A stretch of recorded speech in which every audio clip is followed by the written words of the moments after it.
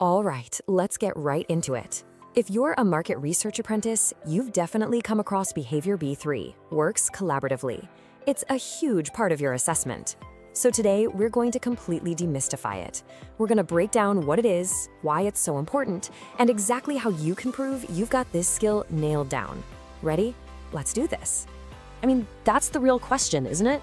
It's one thing to be a great team player, but it's another thing entirely to prove it on paper and talk about it confidently. And that is exactly what we're going to get you ready to do today. So to make all of this make sense, we're going to follow the story of Jody. She's an apprentice, just like you, over at IBS stores. And to make this fun, we're going to use a simple analogy. Her market research team, they're a band. And their projects, well, those are their hit songs. Okay, so first things first. What in the world is this behavior we're even talking about? Let's pull up the official definitions so we're all on the same page. And there it is, straight from the standard itself.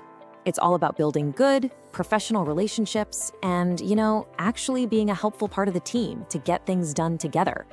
Sounds simple enough, but the real magic is in how you do this day in and day out. Right, let's translate that formal language into our band analogy. Think of these as the official band rules. You've got to listen to your bandmates, your colleagues. You have to share your musical ideas, your knowledge. You need to play your part on time, sharing the load. And, super important, you have to respect everyone's instrument, their different roles and points of view. It's all about making great music together. Okay, we get the rules, but why are they so critical? Why is it absolutely essential for the band to have harmony? Well, this slide just lays it all out, doesn't it? When the band is in harmony, when you're collaborating well, the research is just better. Projects get done efficiently, and honestly, it's just a better place to work. But when things are out of tune, oh man, you get bad communication, delays, mistakes, and all that amazing research you did, pretty much wasted. The difference is just night and day.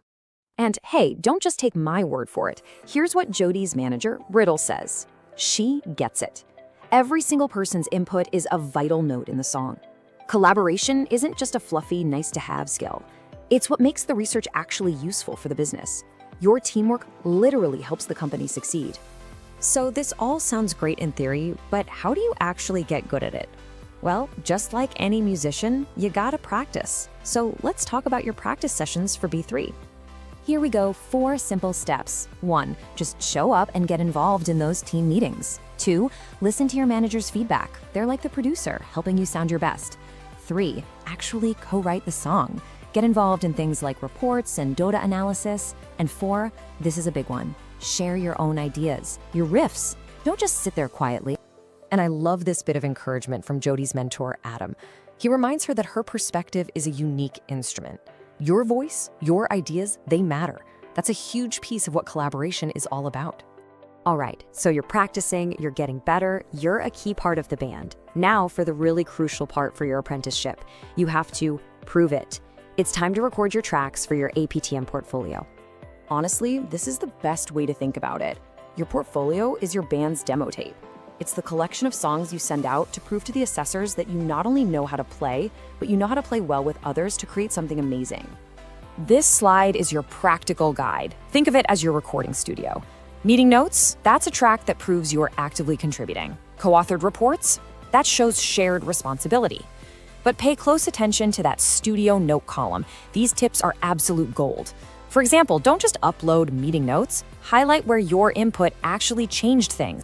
Your reflective account, think of this as your lead single. It's got to be good, and it needs these 4 parts. Who was in the band? What was your specific instrument, your role? How did that team harmony lead to a win? And what did you learn that you'll take to the next gig? Okay, you've practiced, you've recorded the devo tape. Now it's time for the final performance, the main event, your endpoint assessment, or EPA. Let's just reframe this right now. The EPA isn't some terrifying test. It's your live show. It's your chance to get up on stage and talk about all the amazing music you've already made. You are totally prepared for this.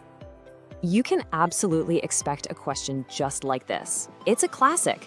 They want a specific example of you in action. So how do you answer it without just rambling? You need a structure. You're going to use the STAR method. It's so simple and so powerful. Situation, set the scene. We were working on a project for IBS stores. Task, what was the goal? Action, this is the most important part. What did you do? I made sure to listen to a colleague's idea. And finally, result, what was the great outcome? Using this structure keeps your answer clear, focused, and super impressive. And here's another popular one. This one is designed to see how professional you are. Look, band members disagree sometimes. Creative people have different ideas. It's totally normal. What matters is how you handle it. Here's a fantastic way to frame your answer. First, you listen and acknowledge their point. Second, you discuss your view, but you use evidence and keep the focus on the main goal, the song. Third, you show respect. It's not about winning, it's about doing what's best for the project. And finally, you talk about the positive outcome of handling it this way. Let's wrap up this section with a fantastic final word from Jody's coach, Olivia. It really says everything. You know your stuff, you've done the work, you've got the evidence, you are ready for this. Trust yourself. And so we're going to end with a question for you. Thinking about everything we just covered, what is one small, simple, collaborative note you are going to play tomorrow? Are you going to really listen in that team meeting? Share an idea you've been holding back? Maybe just offer to help a teammate. Start with one note, and you'll be making incredible music before you know it. Thanks so much for tuning in.